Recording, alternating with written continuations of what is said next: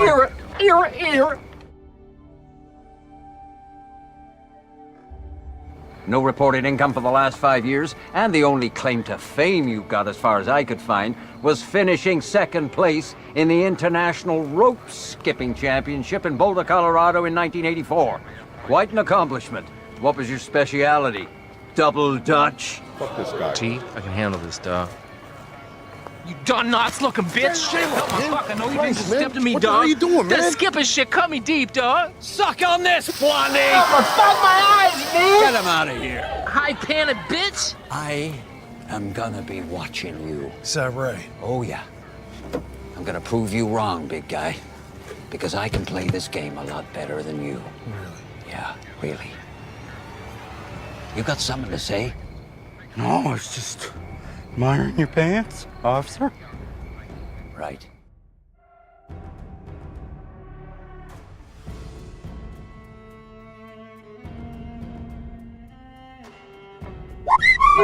Ear.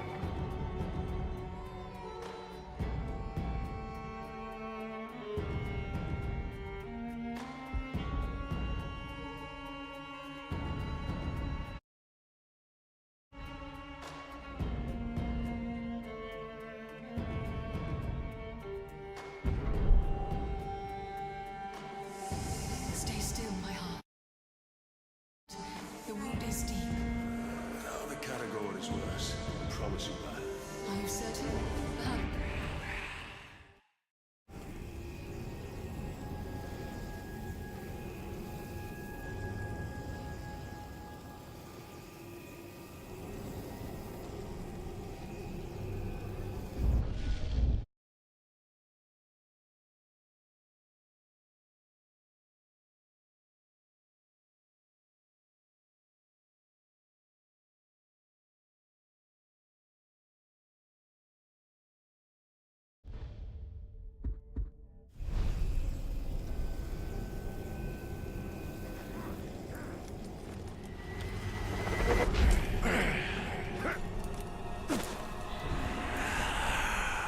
How?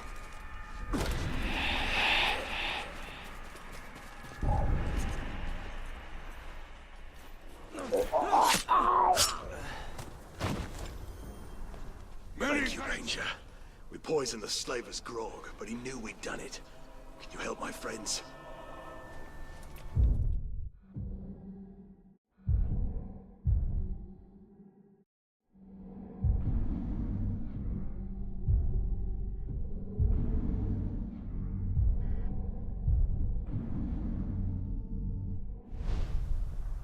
Thank you.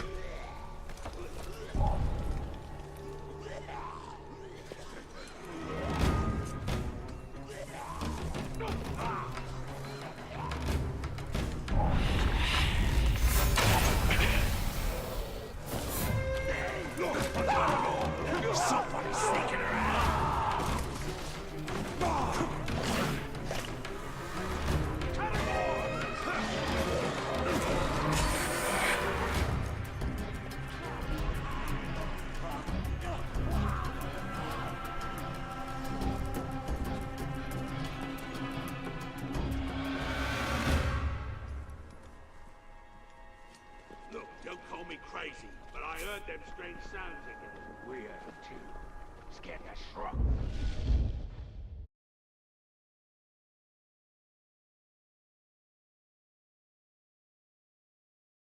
Good morning, YouTubers. I hope you're having a wonderful day. And today's Wednesday.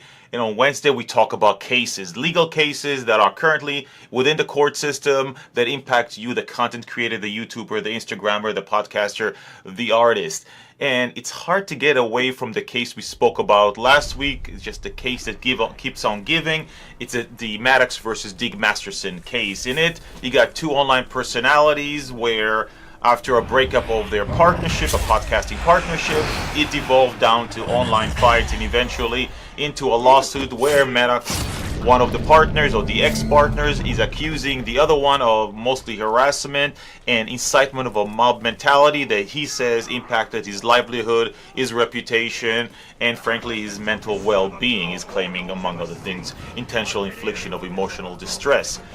Last week, we spoke specifically about the statement of fact. We went through the complaint, which is an enormous complaint that drags just about everybody associated with Dick Masterson into that complaint. It's like 53 pages, kind of hard to go through in one shot. We spoke about the statement of fact and specifically about the statements of facts against Dick Masterson. We did not go into some of the other people and companies related to him, really focusing on what he's claiming that he specifically did.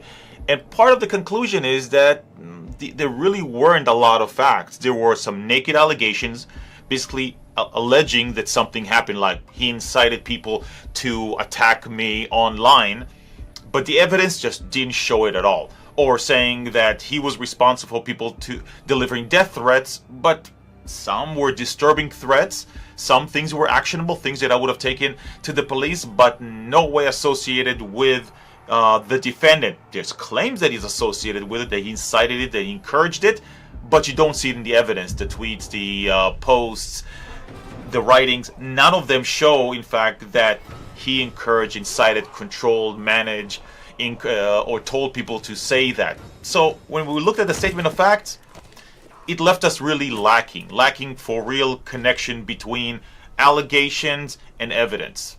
Today we're going to go further, again focusing only on matters related to specifically to Dick Masterson and allegations against him, but now we're going to go into the claims. Here in this case we have 6 claims directly associated with Dick Masterson and what he says, right? Let's go through this and see if we missed something, because it's quite possible when you go only through the statement of facts that you're missing something. They're trying to tell a story, but they're not going to put it all together until the claims section, because in the claims you got to say, you know, this is the law that was broken, or this is the law under which we can actually state a claim, and these are the elements that we meet, and that's why we have certain damages that we're claiming. So it's possible that I missed something by only looking at the facts and not moving forward and really looking at the specific claims made. Let me give you a hint of where this is going. I didn't miss anything here. Every one of you that commented, every one of you that sent messages, none of you missed anything. The claims are weaker than the statement of facts. In fact, a lot of the things that the statement of fact were speaking about, mostly assertions of harassment, of mob mentality, of concerted incitements, they don't even exist in terms of the claims. That doesn't actually make any claims against it. Very, very strange. The things you're claiming in your statement of fact do not exist when you're making a claims legally for what you're suing for. So, but let's take a look, see if we can make any sense of these claims. By the way, if you want to continue this conversation, you have some comments to make, you will have some questions to ask about this or any other matter, whether or not you're just concerned about where this case is going, or you're a content creator concerned about the legality associated with your particular industry, just bring it to the live stream on Friday at 12 p.m.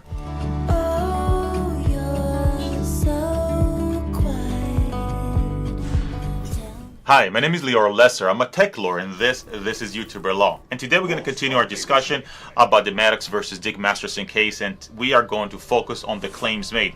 Before saying anything, let's just jump into the complaint and take a look at the first claim. And here we look at the first cause of action: invasion of privacy and for injunctive relief pursuant to civil rights law, section 50 and 51. So let's start with a little background about this specific law. It's called invasion of privacy.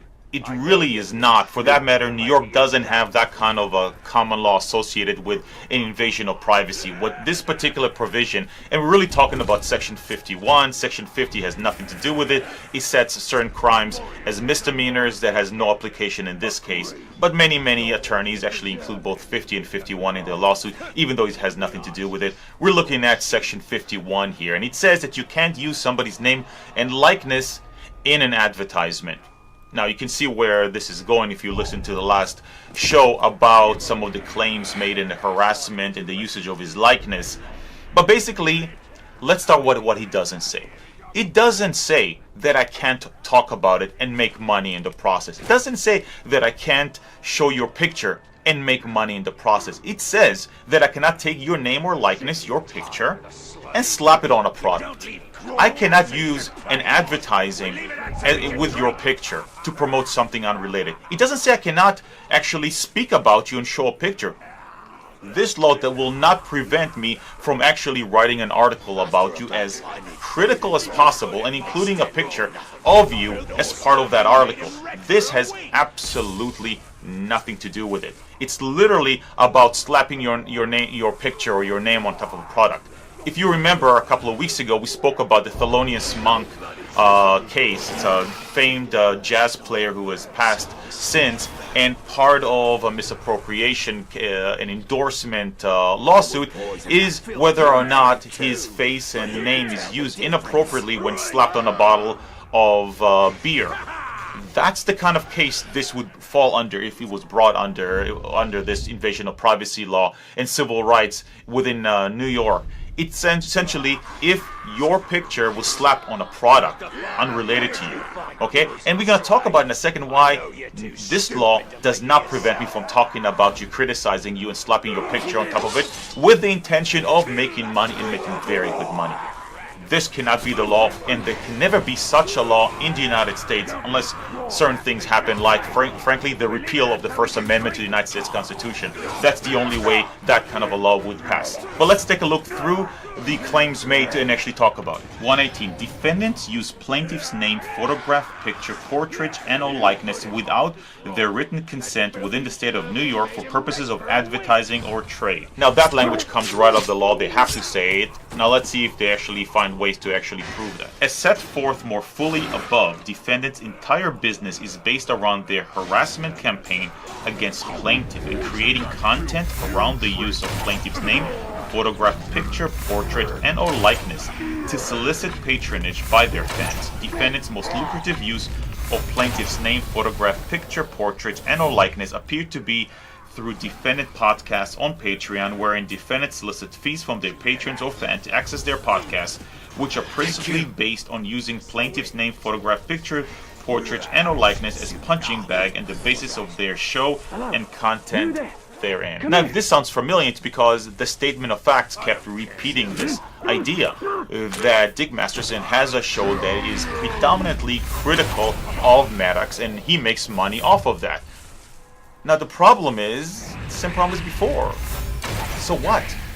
It's not in and of itself a crime. You may not like it. You may wish he had a different topic. You may feel that all he talks about is you, and the only reason he makes money is off of you. But that in and of itself is not a crime, specifically also because you yourself are an online personality. You are a public figure. You put yourself out there. You are not the private individual whose privacy has been invaded. You're not the individual who lives in their own home, doing their own thing, working 9 to 5, and suddenly somebody online is just dragging you into the sunlight, showing parts of your life that otherwise are not exposed.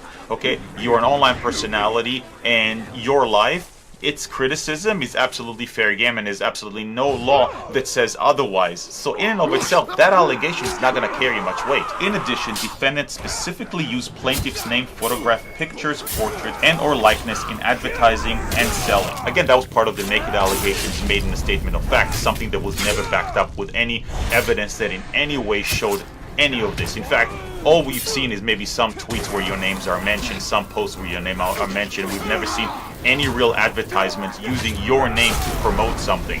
Everything is usually a critique of you, a commentary about you, never an advertisement trying to promote some unrelated product. Defendants published and republished plaintiff's name, photograph, and/or likeness in multiple formats, including their own promotions and advertisement websites and social media platforms. That'd be great. Just put some evidence into it and show that's the happening. Just saying that does not make it so. As demonstrated by the foregoing, there is a direct and substantial connection between the appearance of plaintiff's name and likeness and the main purpose and subject of defendant's advertisement and their commercial exploitation of plaintiff.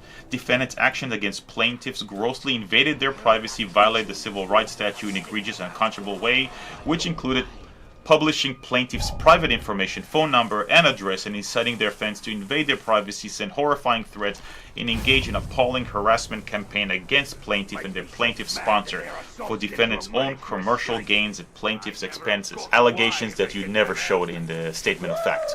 Great idea in some cases here, if you could prove any of this be wonderful, except that you had an occasion in the statement of facts and you showed things that are completely irrelevant, completely unrelated. You never showed anywhere where the defendant himself actually wronged you. Plaintiffs' entire lives have been disrupted by defendant's actions, have consequently suffered severe mental anguish. Plaintiff Jane Doe has been diagnosed with depression. Plaintiff Ozurian has lost fans, a significant amount of income, and sponsors for his own show. I think, unfortunately, this is really the crux of this matter. It's really the entire purpose behind the lawsuit. Plaintiff feels that he's losing subscribers, losing fans, losing income, and he's blaming the defendant for it.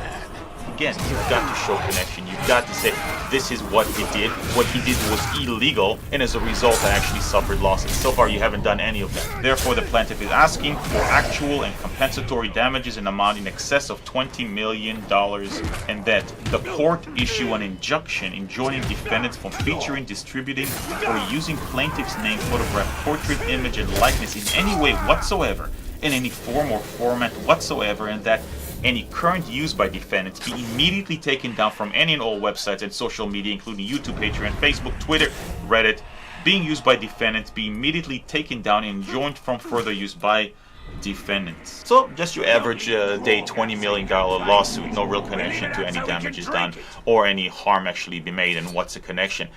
But the second sentence is really everything. If you want to know why this concept, this kind of a lawsuit fail, you have to look at the second demand, where he says, as part of it, the court should enjoin, prevent, make sure that the defendant never speaks about me in any way, in any format, on any website, on any blog, and not only not do so in the future, go back and remove everything. Why can't a court ever agree to that? Because that would be in complete contradiction to the First Amendment to the United States Constitution. I absolutely have a constitutional right to speak my mind virtually about anything, unless it's, some secret matters that I'm obligated not to speak about, some national security matters, or something that I'm contractually obligated not to speak about.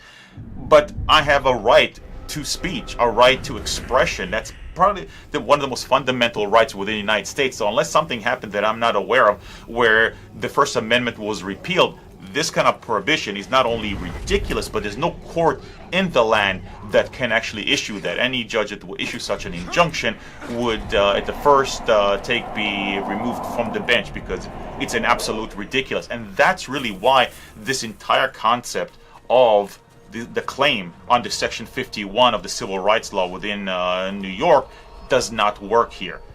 It's a law that's been read very, very limitedly, in a very limited sense, preventing people from using your image in an advertisement of products or services, right?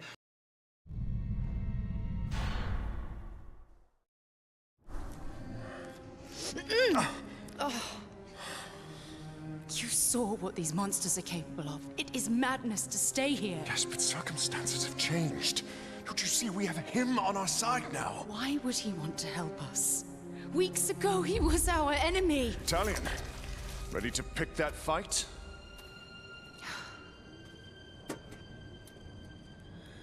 I'd best take these bandages to the others. The Orcs are building a monument to honor Sauron. We have enough blasting powder to destroy it. Fine. I'll take it and I'll finish this. Not without me, you won't. Thought your only concern was saving your wife. So did I. Come on, let's go before I change my mind.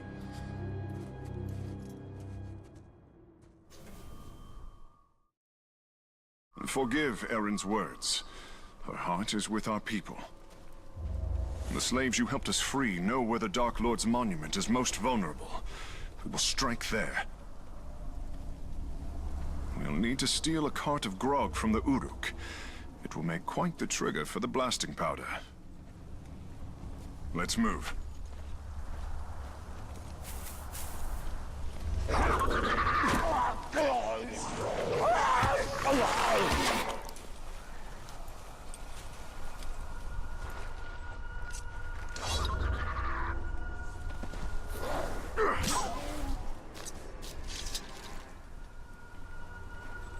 The ghouls have turned on the Uruks.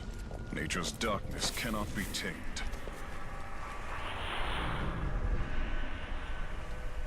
I reckon if we beat a category with a stick for a few hours, it would help the boss and let us ride it around. If not, at least a good beating will make the meat more tender for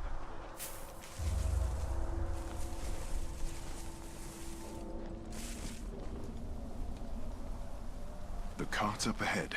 Be ready. Where there's grog, there's Uruks. When I'm through, no Uruks will draw breath. You have my word. Captain had to put him out of his misery.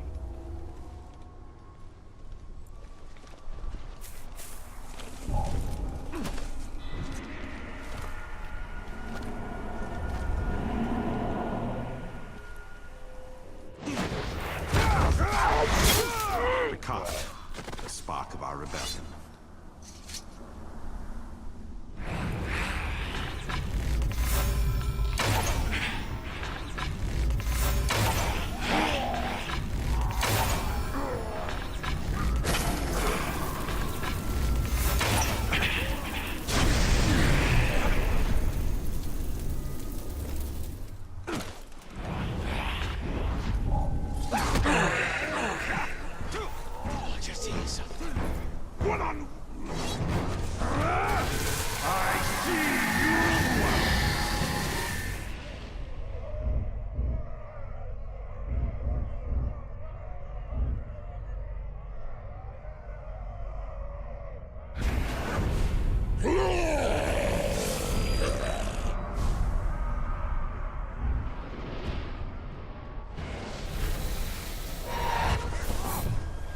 Stand against us!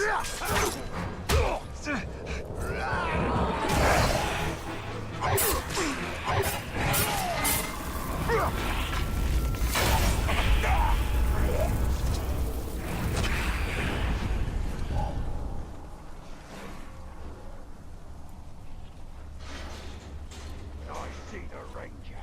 I'm gonna kill him slowly.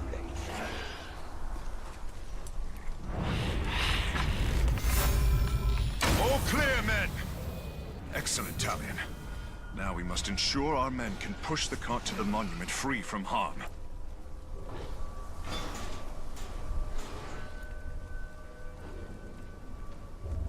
Look, how fast evil corrodes. This decay.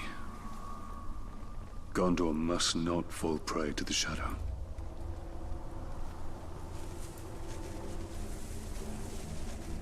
Let's move.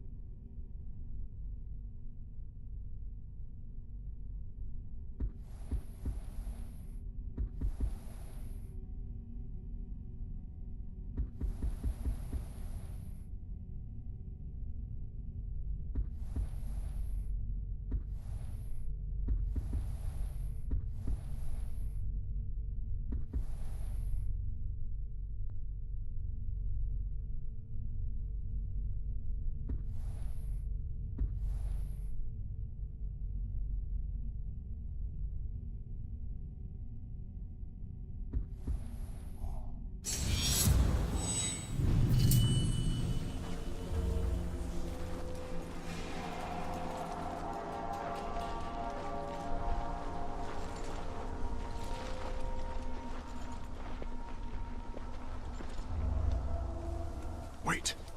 Something hides in the dark. Ghouls! They will pick the meat from our bones.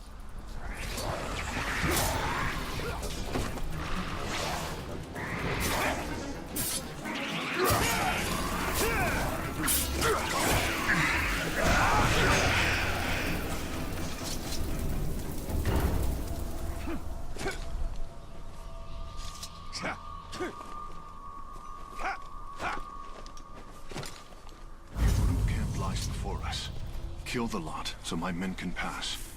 If you need assistance, I'll be close. I wish our captain was more like this fool.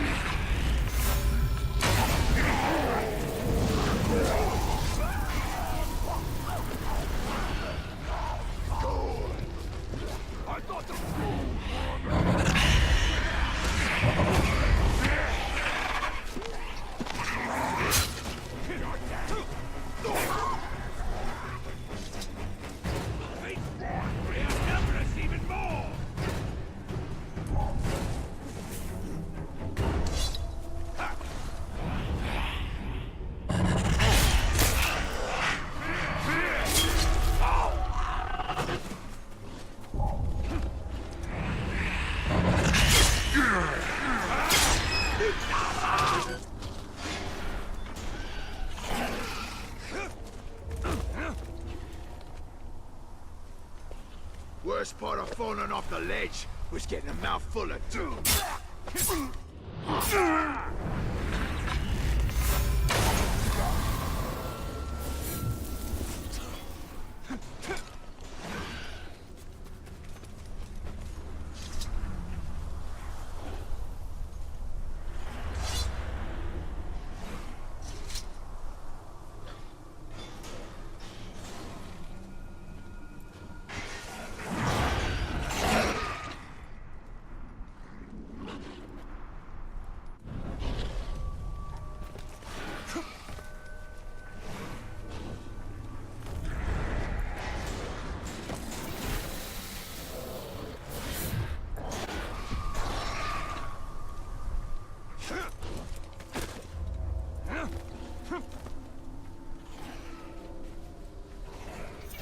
Fighting side by side. Who would have thought?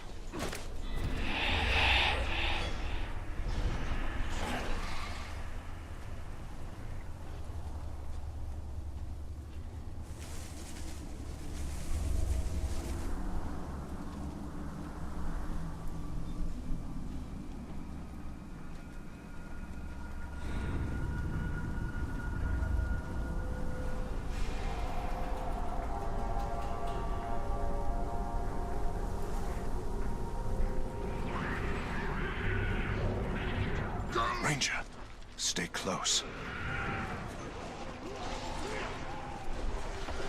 Ghouls swarm Durthang. My men can use this distraction to push the cart beneath the bridge unseen.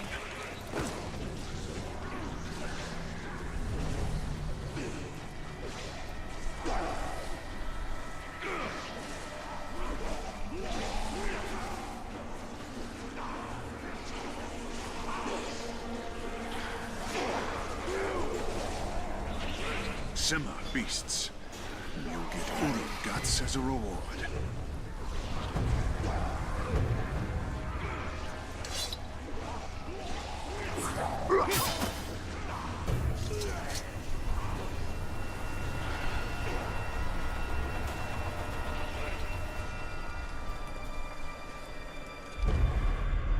The dead rumble below our feet. They're upon us!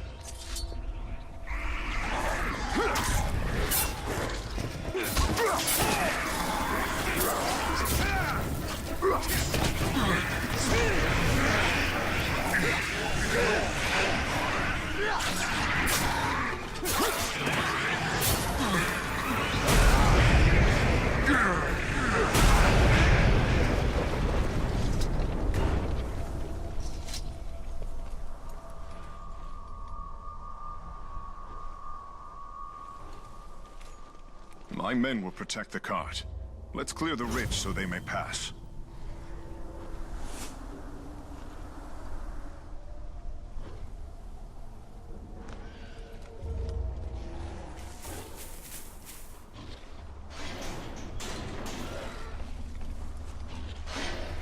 Be ready, Talion.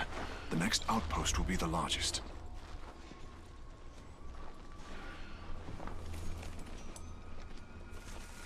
It's too quiet. Something is amiss.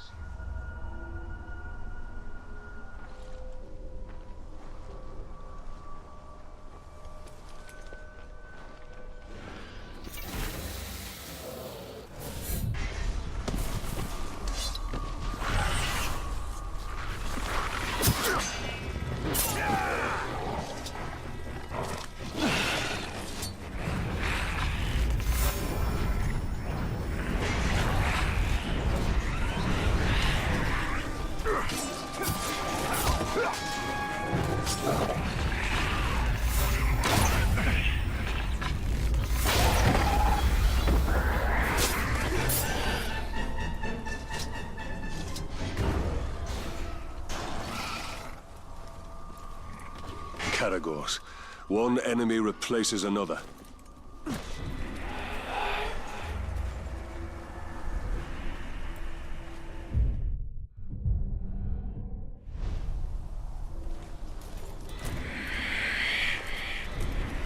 monument is upon us. A tribute to darkness built by the blood of my people. I relish its destruction. Take a long look. That monument will soon fall. There, Ranger. Our success depends on your ability to clear the outpost of Uruk. Only then can my men get into position to destroy the monument. The Uruks' numbers dwindle, now that their war chiefs have fallen by my hand.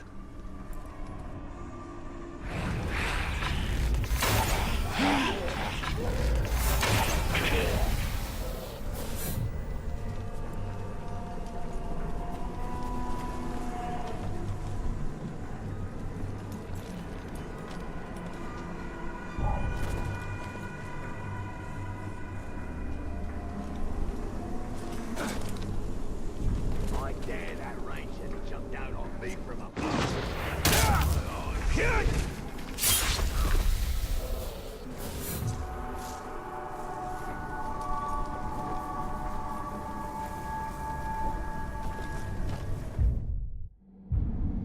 I thought we was going on a hunt, and now all of a sudden I'm getting orders to pack more supplies. Probably was getting reassigned to the keep. I heard they saw that.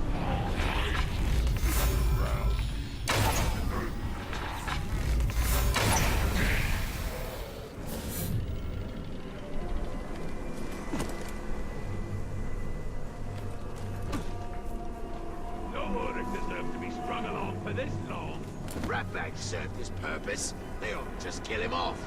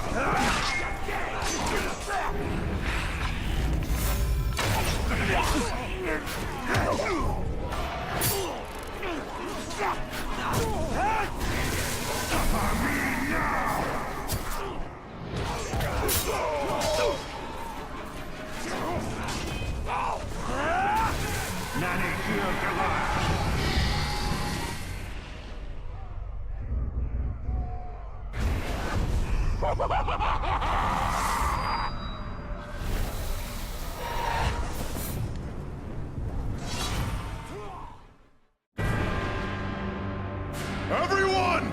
To the monument!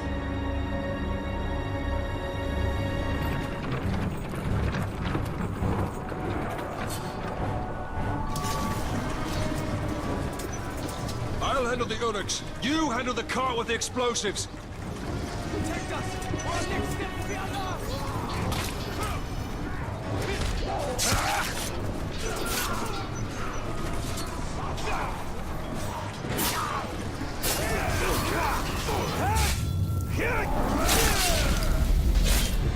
Keep moving forward! No Uruks shall harm you!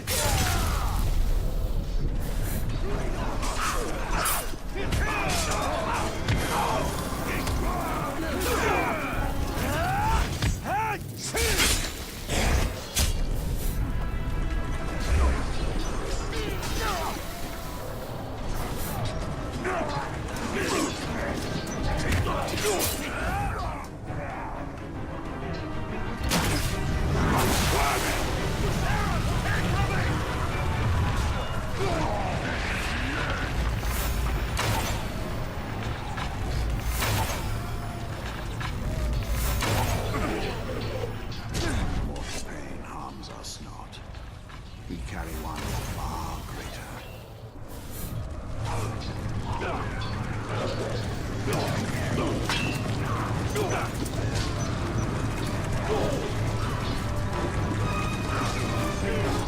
Stop the car!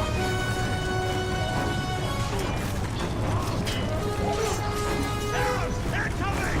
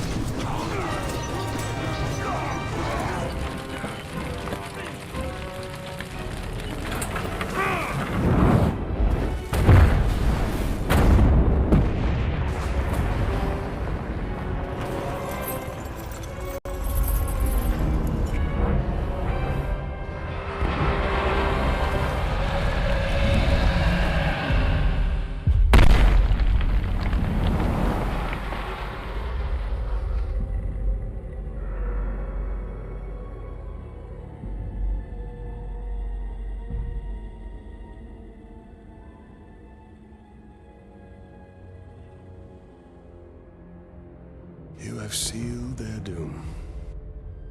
My people believe they have just claimed their freedom. Is that what you told them? Men need hope. I just gave them what they asked for. Then your men need their leader.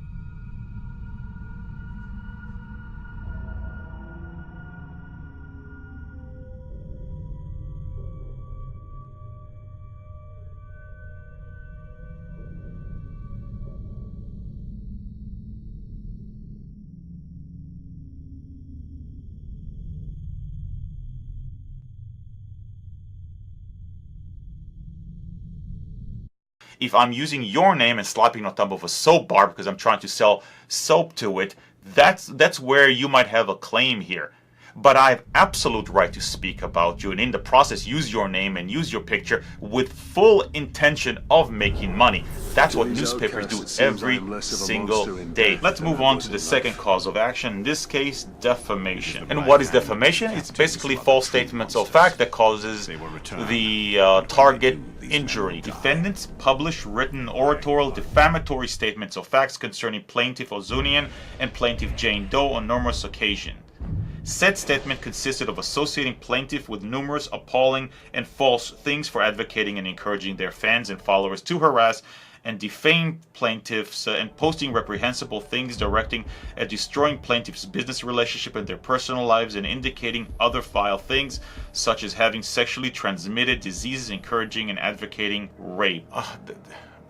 That does not make too much sense here. What you're looking to say is that they made certain statements that are absolutely false, and you can state they are false and the defendants knew they were false here. So first you're saying they made defamatory statement. Well, that's the same thing. I mean, you gotta actually say what it is. And if you remember from the statement of fact, you never once showed any statements, any tweet, any blog post, any audio post that you could have included. You could include a transcript where he is actually stating facts that you can then prove to the court are false and that he knew that they were false, right? Calling you by name, that's not a statement of facts. It's an opinion. You may disagree. Everybody in the world may disagree. You may think that that's not appropriate for broadcast, but nonetheless, it is not defamation, calling people name. It's only when you are actually stating questions of facts that could be verified and tested by the court that it could be the basis for defamation. Defendant's fault in publishing the defamatory statements against plaintiff consisted of at least negligent. However, as set forth in full above, said statements were published with wantonness and extreme malice. The statement published by defendants regarding plaintiffs were categorically false. If the statements are false, you've got to actually show those statements. You can't just say, you know, they accused me of rape. Show a statement or show a transcript where they say this guy raped somebody. Therefore, we want actual and compensatory damages in excess of 20 million, exemplary and punitive damages in excess of 20 million. So we're suing for defamation, now asking for some $40 million or in excess of 40 million, tacked on to previous 20 million. Now we're at the $60 million bill here. Now what's wrong with it? Again, there's a failure. There was never in the statements of fact. We never saw any evidence of it. And here we barely get any information. There's hints that he alleged that that I may have raped people, but there's no statement. This is what was said. This is wrong. This is no. We have evidence of that. And what are the damages caused to me as a result of that? All we have is some vague allegation, mostly repeating the as they said defamatory statement. He defamed me. He said some defamatory stuff. You keep repeating the same thing, but you're never actually saying this was said. This is the truth or the falsity of that statement. That's what we're looking for in defamation. Let's look at now the third claim, which is misappropriation, unfair and deceptive trade practices, and unfair competition. That's a lot. Let's look at the first part of it, which is basically misappropriation. Misappropriation is using your property, something belonging to you, your funds, your money, for my own purpose, illegally, knowingly using your property for my misappropriated, unapproved, illegal activities, right? So now you have to, well, where did we see that? At no place did we actually see that as a claim or statement of fact. Let's look at what the claim actually says here. Defendants acted unfairly in some manner in using plaintiff's name, image, and photograph and likeness, and in publishing and promoting and advertising their business shows and social media. That's really strange language. The defendant acted in some way unfairly. That's really weird. Who writes like that? Defendant acted unfairly and misappropriated the property, labor, and expenditures of plaintiffs by passing off plaintiff's name, image, photograph, image, and likeness as their own. Basically, it's unfair competition. It's unfair. In some way, it's unfair. That's not a legal basis for it. Again, I'm allowed to use your name and likeness and image when I'm talking about you. I'm allowed to use it when I'm criticizing you.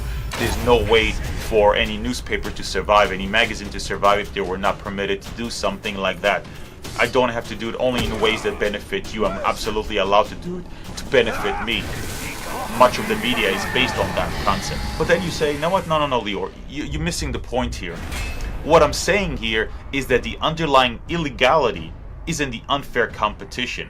The misappropriation is reliant on the fact that there was unfair competition, which he then relied on, which is interesting. So what is actually unfair competition under state law? Let's take a look. It could be trademark infringement, false advertisement, bait and switch selling tactics, unauthorized substitution of one brand of good for another, use of confidential information by former employees, theft of trade secrets, breach of a restrictive covenant, trade libel, false representation of products or services. What don't you see here? Is any point where it says, you know, using my name and likeness when criticizing me is in any way unfair competition? Using the word unfair does not mean that it's actually legally unfair competition. Wherefore, I need $20 million in damages, and that the court issue an injunction once again enjoining defendants from featuring, distributing, or using plaintiff name, photographs, portrait, image, and the likeness in any way whatsoever, in any format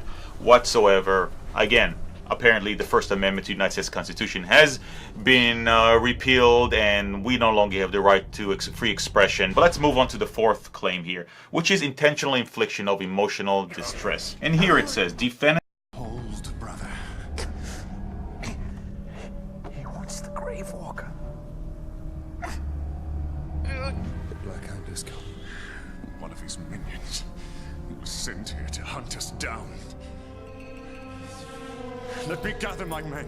The servants of Sauron are foes beyond any of you. Get your people out of Mordor tonight, or you'll all be dead by dawn.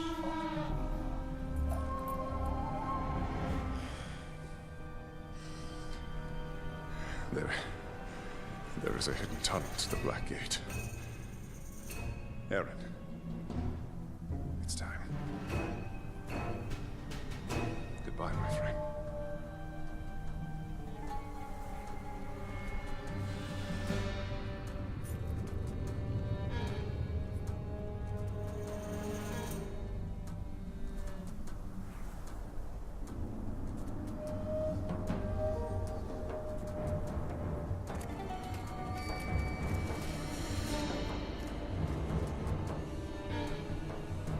So the local war chiefs did nothing to prevent this sacrilege?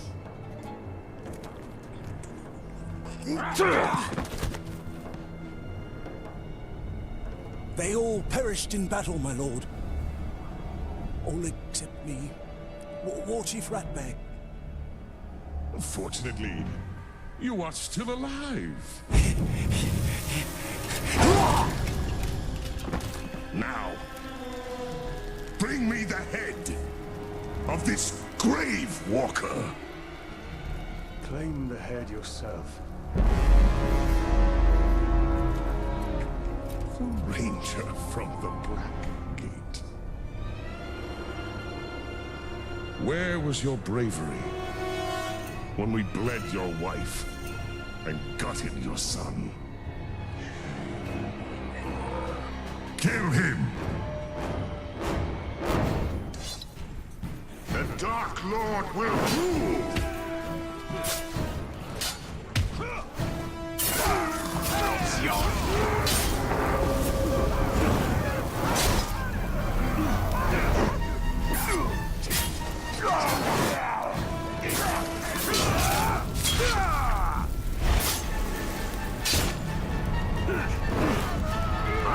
Teach you what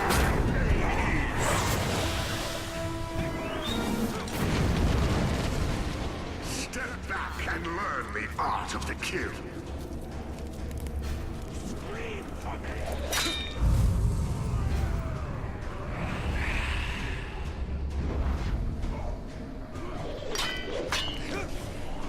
Back to us, Grave Walker.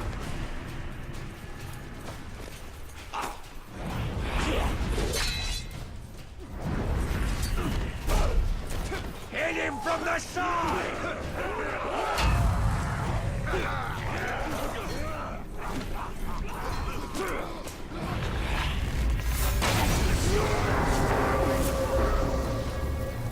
Now I inflict the pain.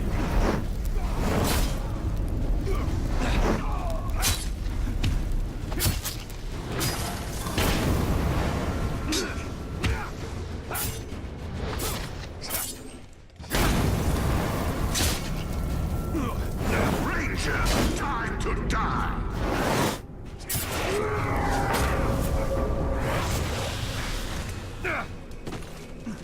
Finish him, you useless orc!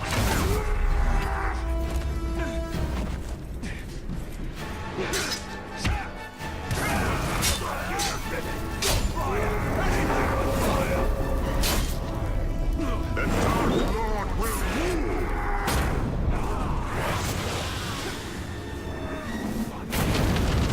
Ranger, time to die!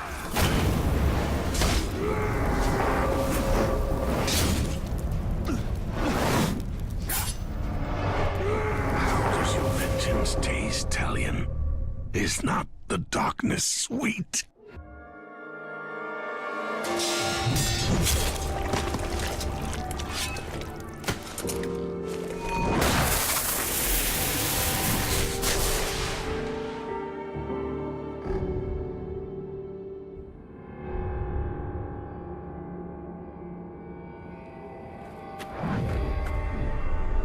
You acted too hastily. There's much we could have learned. He slaughtered my entire family before my very eyes. What would you have done? Do you speak with the living? Or only with the dead? Who are you? My name is Lothariel, from the Sea of Nurnen. My mother said you would be here. And here you are. Well, Lothariel from the Sea of Nurnen. You should have stayed where you were. There's nothing here but death. Lady Marwyn, Queen of the Shore, wishes an audience with you. She has seen visions of your misfortune. A queen who sees visions. Visions of the return of the great Celebrimbor. She wishes to make him an offering. And what is this offering? That is all I know. I must gather provisions. The return to Nurnen is long and treacherous. My camp is close by. It will be my honor to escort you.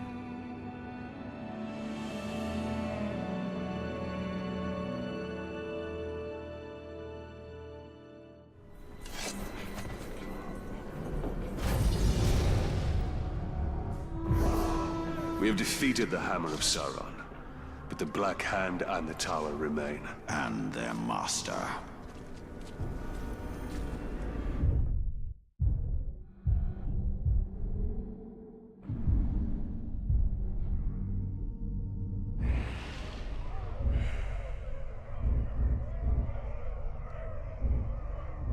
Defendant's conduct claim here, which is intentional infliction of emotional distress. And here it says, defendant's conduct was extreme and outrageous. Defendant had intent to cause plaintiff injury. A causal relation exists between defendant's extreme and outrageous conduct and plaintiff's injury. Therefore, I'm asking for 20 million in compensatory, 20 million in punitive damages. Unfortunately, there's almost nothing actually written as part of this claim, so let's actually examine it. What is intentional infliction of emotional distress? One who by extreme and outrageous conduct intentionally and recklessly causes severe emotional distress to another is subject to liability for such emotional distress. So on its face it looks pretty simple. It has to be outrageous behavior that is intentional in purpose, that you can prove causation, and the result is severe emotional distress to the recipient. What's the problem here? Well, first, you didn't actually show any speech by the defendant that is so outrageous, so out of the bounds of normalcy, that it would amount to this kind of intentional infliction of emotional distress. Doesn't mean that I can say certain things and hurt you, and as a result I'm liable for it. It has to be extreme speech, something that is just inconceivable within normal bounds of society that then causes you those damages. But more than that, you have to show things that he's not permitted to say. You know, I'm permitted to criticize you, even if it causes you severe emotional distress. And it's unfortunate. You may say, no, people should be nicer. There should be a boundary beyond which people should not overstep.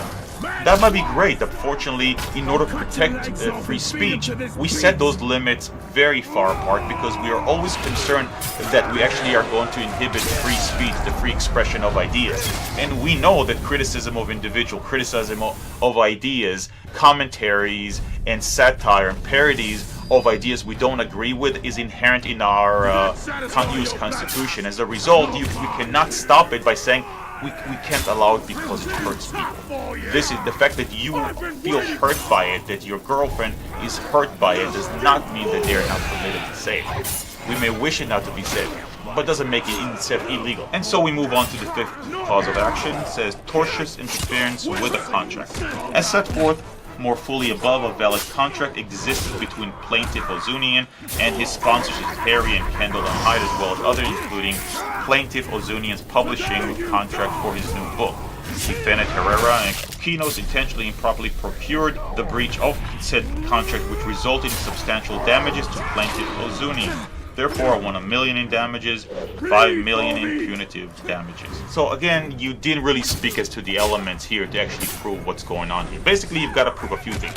You had a contract, the plaintiff knew about the contract, he interfered with your contract. That interference caused a breach of the contract, and that caused you damages.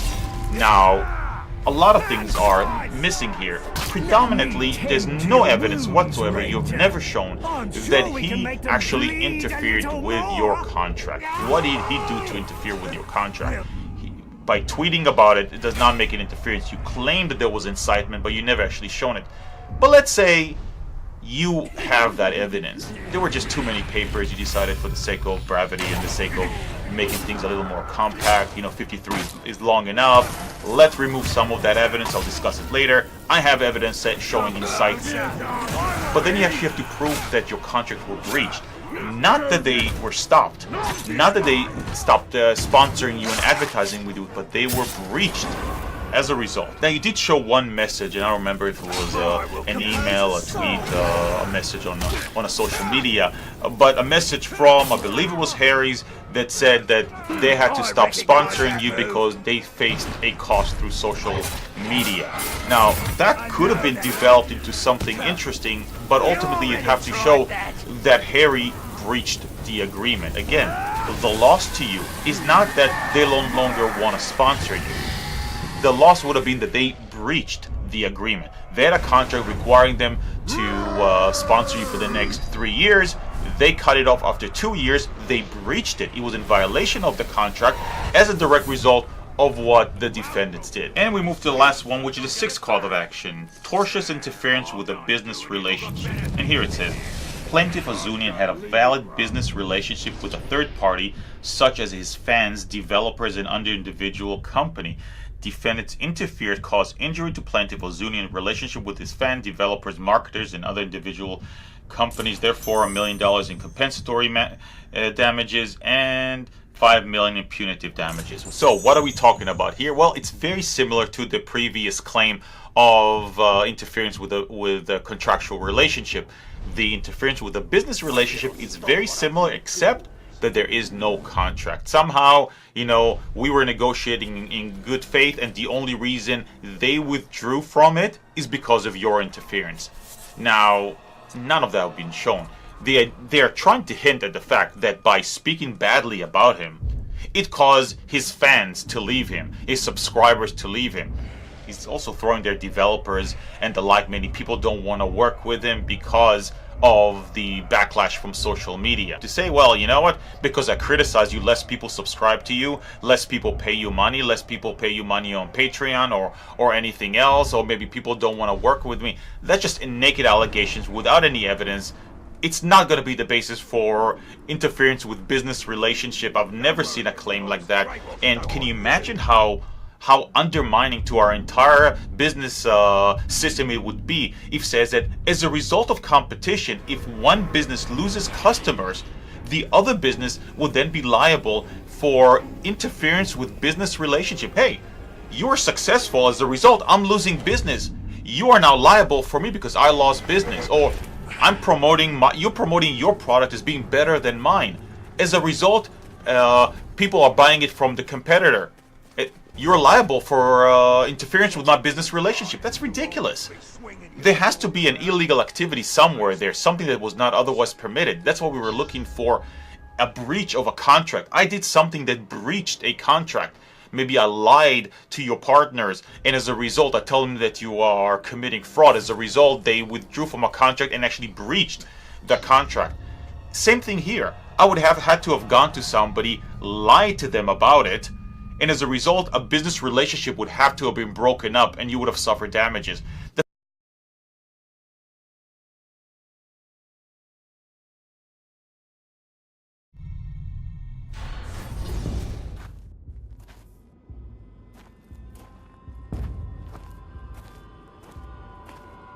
The smell of fresh meat always attracts the scavengers.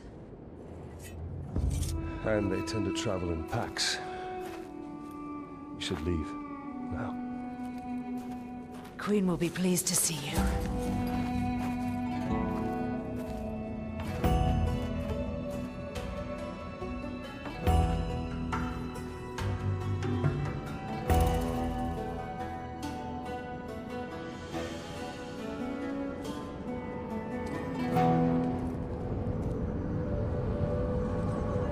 We are here.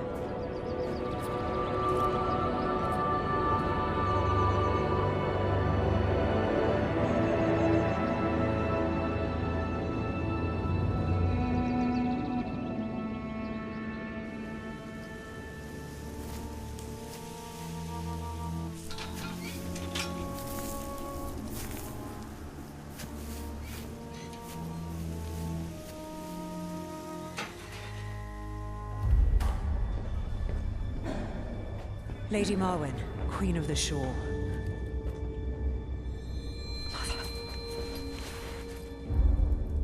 The fallen ranger from the Black Gate. Come closer. Your daughter claims you have something for me. Not for you, Talion. The hour grows late.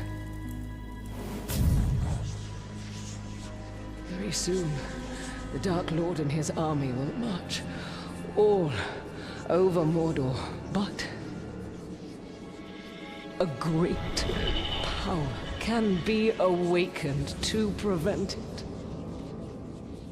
Is that why I'm here?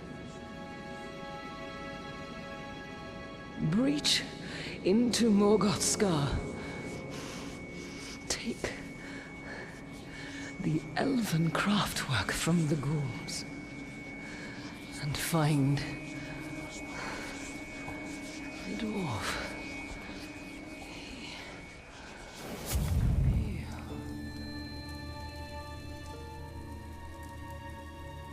Stay strong, Mother. Come. What is your mother's affliction? No one knows. She worsened after her travels. Is there not medicine? There was, but our camp was overrun.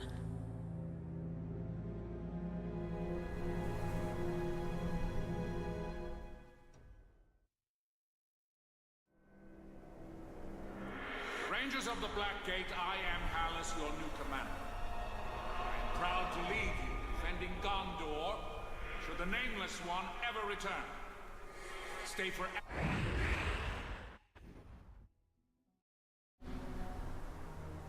I need to find the way to Morgoth's Scar. There's a good chance we can pick up the Ghoul's trail at that ransacked caravan we passed earlier by the ravine.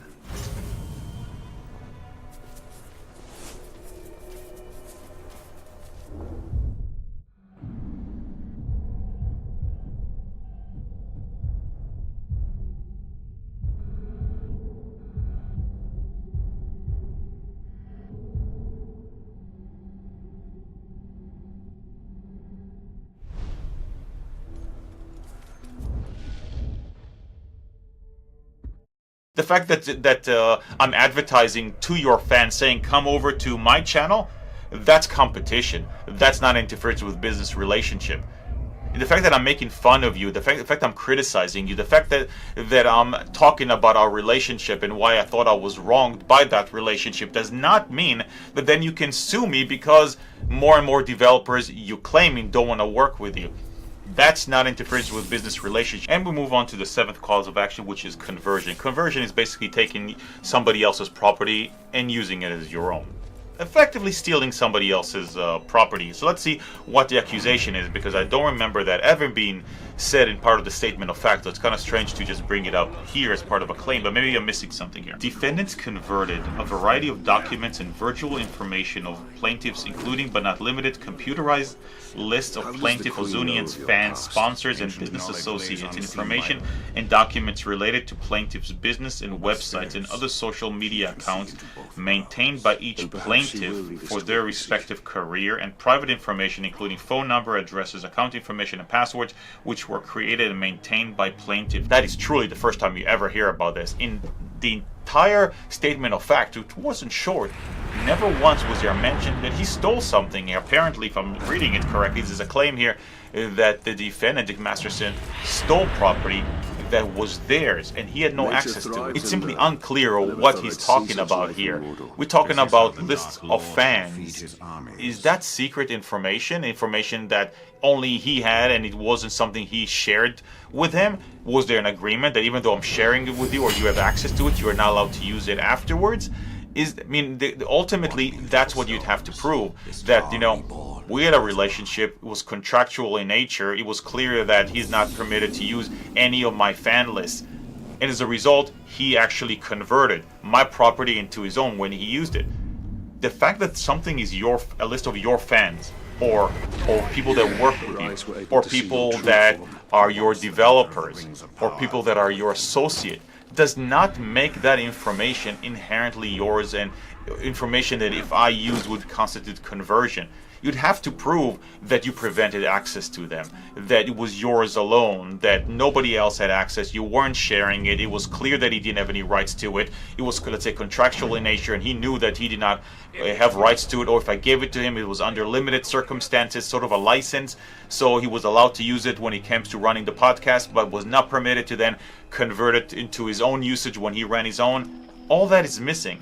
You're throwing out there a legal conclusion without setting any of the foreground to it, saying this is the detail, forget about facts or evidence, just actually list this is what actually happened. You're just saying he stole lists of fans. And the 8th cause of action, deceptive acts and misleading business practices, false advertisement in violation of General Business Law 349 and 350 Consumer Protection Act. As set forth more fully above, defendant had engaged in a ruthless quest to harass, threaten, defame, and embarrass plaintiffs. Defendants have created numerous false harassment campaigns and directed its followers to disrupt every aspect of plaintiffs' lives, attack them, find private information to sue against them, and provide incentive to their fans thereto, which has included threatening rape, death against plaintiff Jane Doe and her social media account. Defendants' campaign and incitement has not stopped. Defendants, their agents, employees, and owners have disrupted every aspect of plaintiffs' lives. So far he said nothing.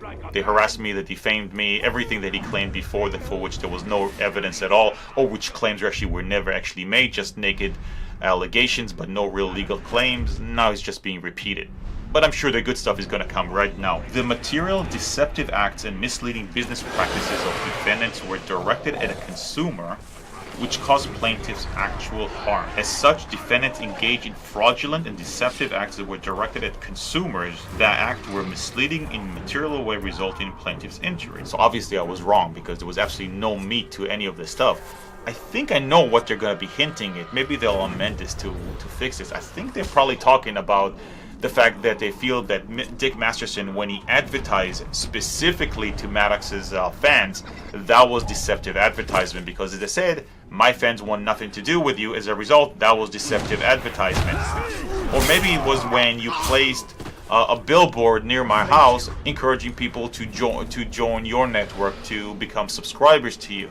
Is that deceptive? There's no law that prevents it. This competitive advertisement allowing me to target a specific channel's fans, put an ad out in front of readers of a certain blog, all that is permitted, and there are many tools provided by Google and Facebook allowing me to do that, because it's not illegal and it's even encouraged. As a result, I want $20 million in compensatory damage. And once again, I want to enjoy you from ever speaking my name, saying anything about me, using a picture of me, a portrait, likeness, in any way whatsoever, anywhere in the world, on any media platform, now or into the future. So what do you think? Were the claims any better than the statement of facts? The statement of facts were flawed because often they were just either naked allegations with no evidence, or sometimes there was evidence, but it had absolutely no relation to allegations made. And sometimes the allegations were not legally actionable, like saying, well, he advertised to my fans and that was just unfair. So we put that aside and we looked at the claims, and the claims were just, I don't know, in my opinion, even worse, because in the claim you gotta say, you know what, these are the elements in the law. I'm suing for defamation. He made a false statement. He knew that it was false. It hurt my reputation, and it actually caused me damages. Break it down and tell me exactly what happened there. But none of that happened. So why was this complaint filed the way it is? Now you can say there could be multiple reasons, right? Maybe hired the wrong attorneys. I doubt it. I mean, unless these attorneys have no experience whatsoever, they know what they're doing. Now, were they smart, saying, you know what, the client came to me, he's offering money, I see that there is no real case here. I told him there was no case. He's insisting that he wants to. Heck, he's willing to pay for a time.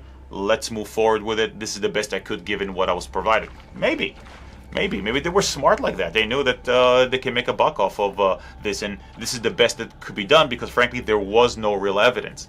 Or maybe say, you know what, we had to meet a deadline. That's actually quite possible. You see, things like defamations have a 1-year statute of limitation in New York, so you have to file. So maybe a lot of the statements that they were banking on were very close to the 1-year statute of limitation. So what they did was file, you know, this claim, this complaint, which is inherently false, saying, you know, because we can file it and we put all the claims there, we can always go back and amend it later on, but we saved the date, so we're not going to be barred by the statute of limitation. That could have been it. Or maybe to say, you know what? We'd say, look, we know the weakness in our case. What we're going to do is going to pile up the money. We're going to make sure this is $1 billion plus deal.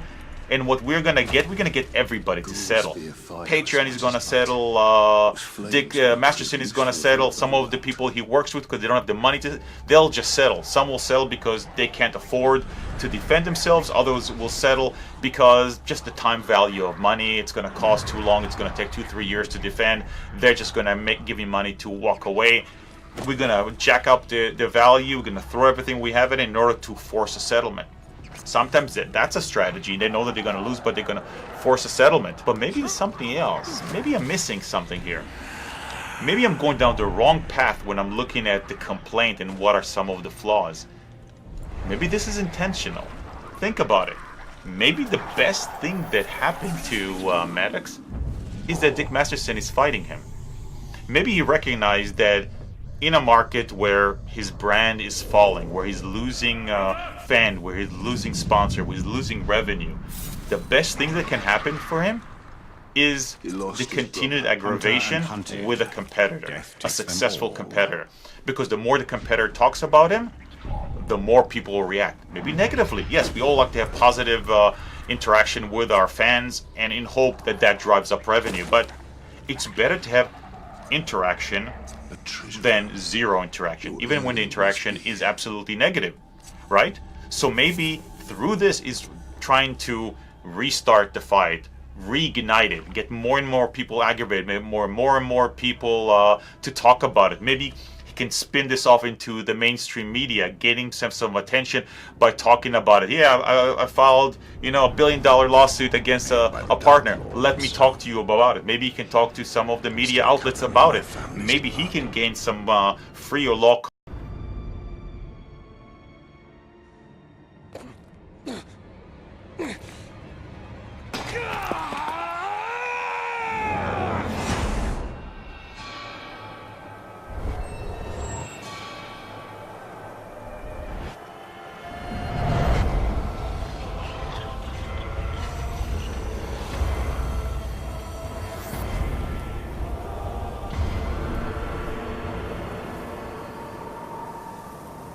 We are betrayed. Its power blazes like a beacon, and will bring ruin to all Middle-earth.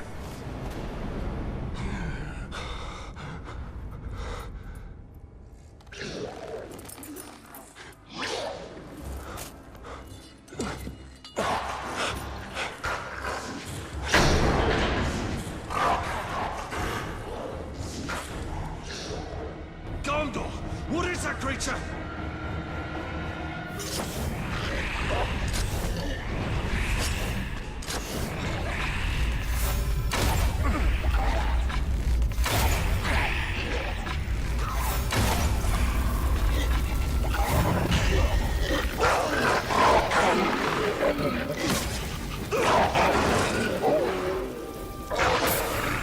They will keep coming, till only our bones remain.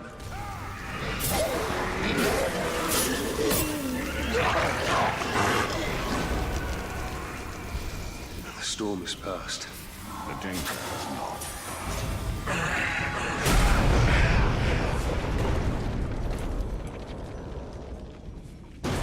We must escape this darkness.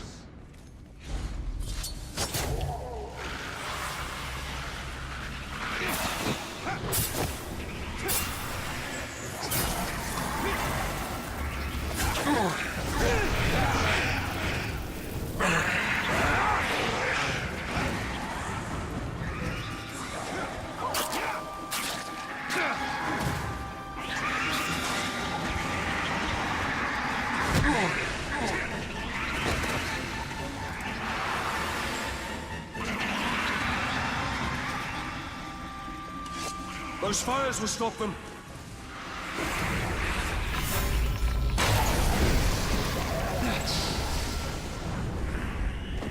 The entrance is nigh. The souls are held if we don't reach it in time.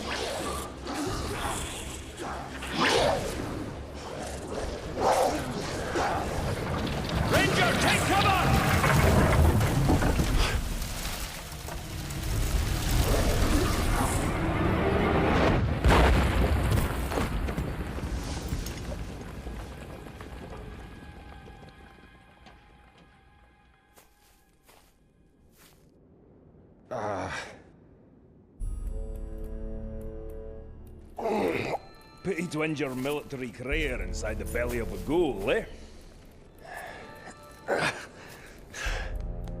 I'm Torvin, the Beast Hunter. And I bet 10 pints you just nabbed the treasure I was after. Now, I am grateful for the assistance, but it does not grant you proprietary rights. Keep it! I just found something a lot more valuable. And what would that be? My new hunting partner. What you hunt does not interest me, Master Dwarf. Even if it leads you to the chisel that belongs with that hammer.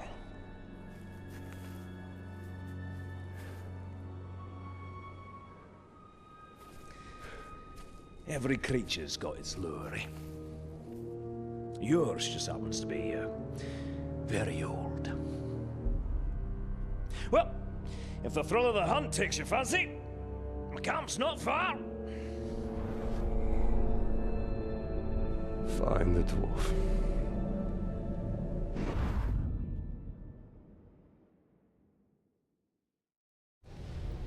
What of your vision, Celebrimbor? I used all that he had taught me and forged the three in secret. Water, air, and fire.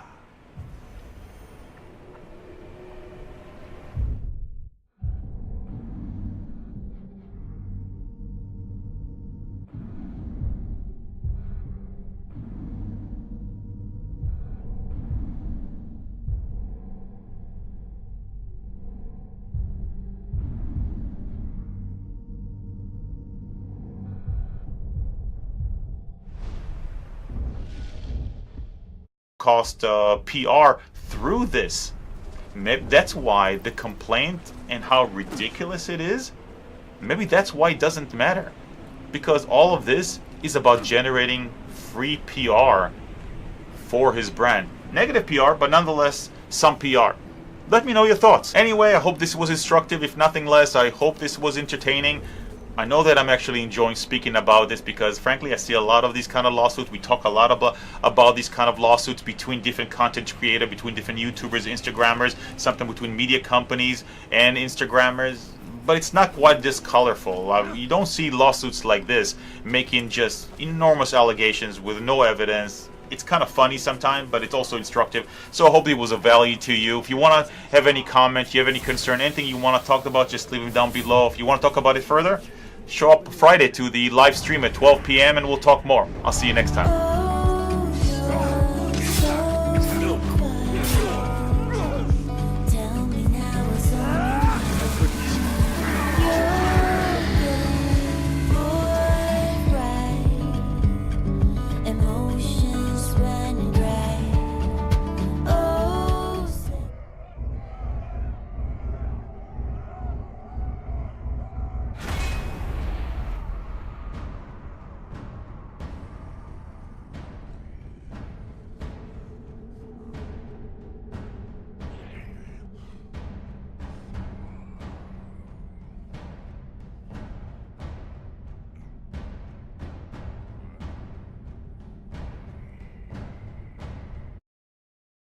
Okay, so it's finally time to do a video about the Maddox versus Dick Masterson lawsuit. And if you don't know these names, that's kind of why I haven't done a video about this yet.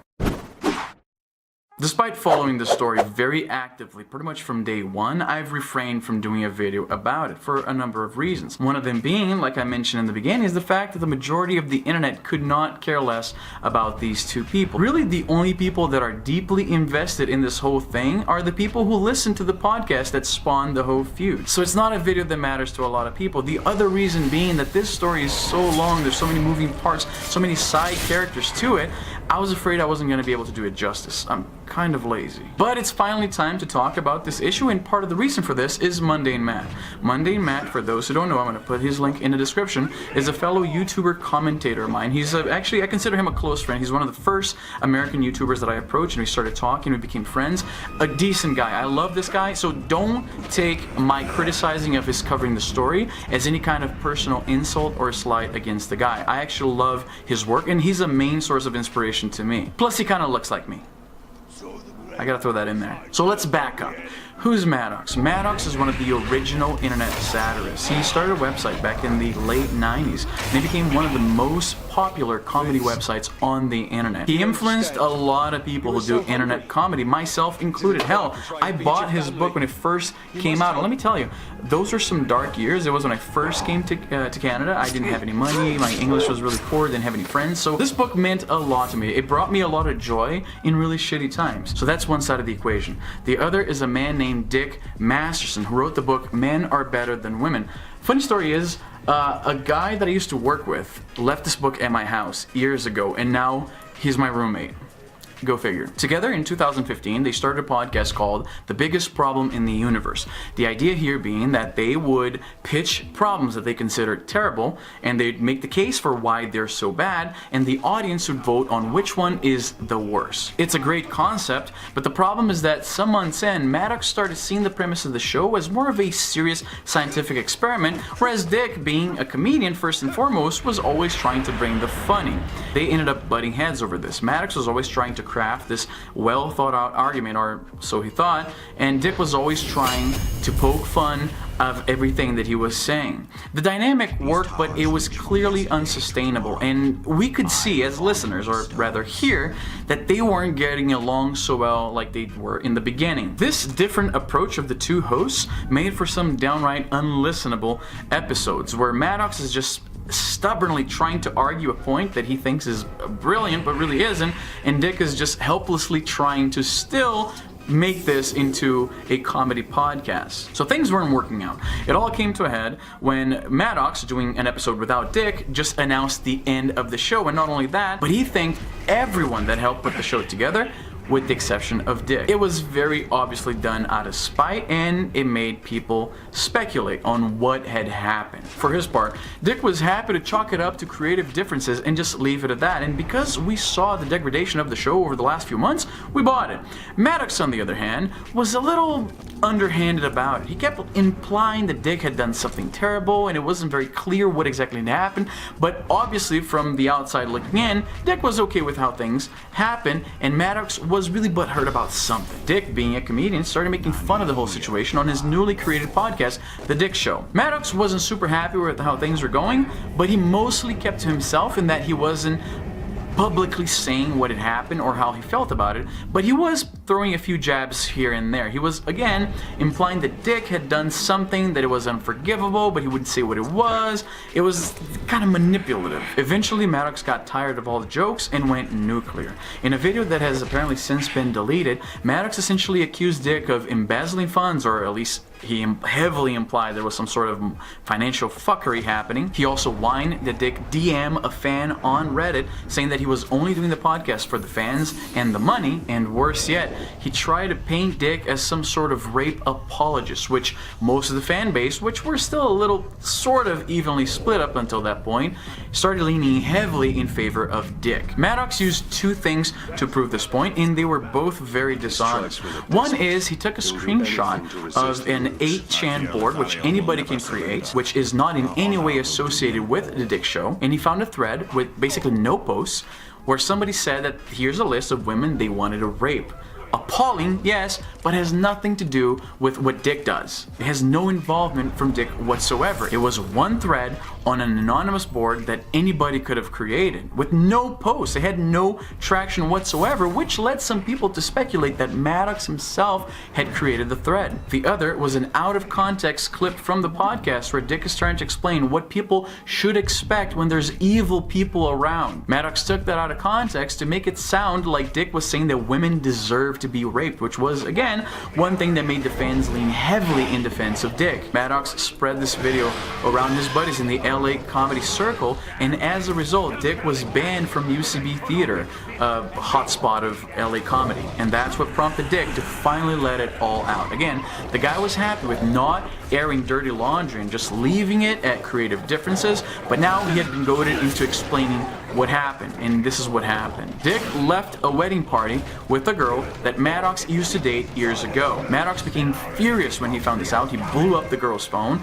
and he point blank told Dick that they could not do the show anymore if he was going to pursue a relationship with his ex. A bit of a chump move, but Dick said, well, fine, I guess you gotta do what you gotta do, and that's why the podcast ended. The two have been feuding ever since. Dick is pretty public and open about making fun of Maddox, whereas Maddox is doing a lot of really underhanded stuff. Some of these underhanded tactics landed him in court trying to defend his girlfriend from a restraining order because his girlfriend, Maddox's girlfriend, was trying to get Dick's girlfriend fired by calling her school, which is a little bit crazy. Why is this relevant now?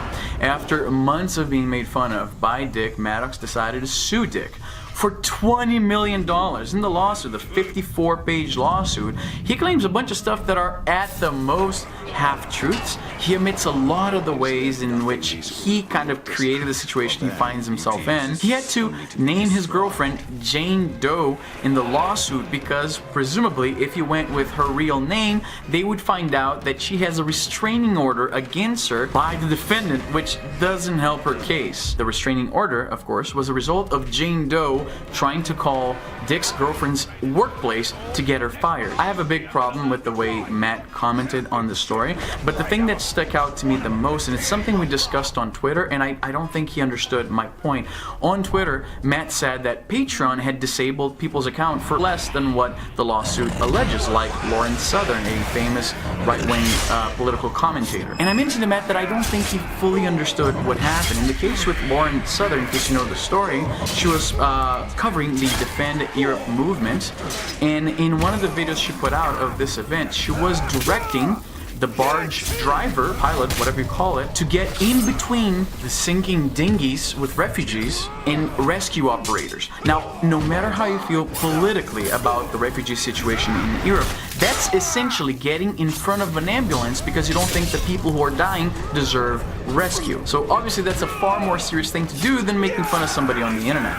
Matt doubled down on this topic, and he seems to not fully understand what I tried to explain to him because he just says that the reason Patreon deactivated Lauren Southern's account is because she was blurring the line between being an activist and being a journalist, which again is not what happened. She was trying to prevent rescue operations. She was caught on camera telling both, I'm going to say drivers, to get in between people who needed rescuing and rescue vessels. She was doing something that could have gotten people real life killed. This is not the same thing as an internet lawsuit over jokes. Again, I don't mean this is a personal slight. I actually do like Matt and his work. He's a major source of inspiration to me here, but he did drop the ball on this one, so I have to call him out. So that's where we are right now. The long story short is, two people had a podcast together. One guy hooked up with the ex-girlfriend of the other guy. The other guy ended the podcast, spitefully denied him any thanks for his contribution to the podcast. A year-long fight between the two was going on the internet, and now one is suing the other and some associated parties for $20 million because he was made fun of on the internet. And that's pretty much it. I know I left a lot of details out. I'm going mostly by memory, and even though I was following this very closely, most of my posts on Reddit are on the Dick Show subreddit. This is how close I am to this community, and I had a pretty decent bird's eye view of the whole situation because I was also trying to see what Maddox was saying, what was his point of view on the situation, and I can honestly say, coming as a Maddox fan at first, that he's entirely in the wrong in this situation. So that's where the story ends for now. People have been speculating on what's going to happen when this actually goes to trial. Some are saying that the reason Maddox is asking for such a ridiculous amount of money, and that's because that makes the judge a little more likely to give him a little bit of that. But that's it. Again, like I said in the beginning, to the overwhelming majority of you people, this doesn't matter in the least. But I still want to know of the few of you who actually listen to the podcast, who follow the story like I did, I want to know what you think about this in the comments down below. And that's all the time I have for today. I'll see you guys next time.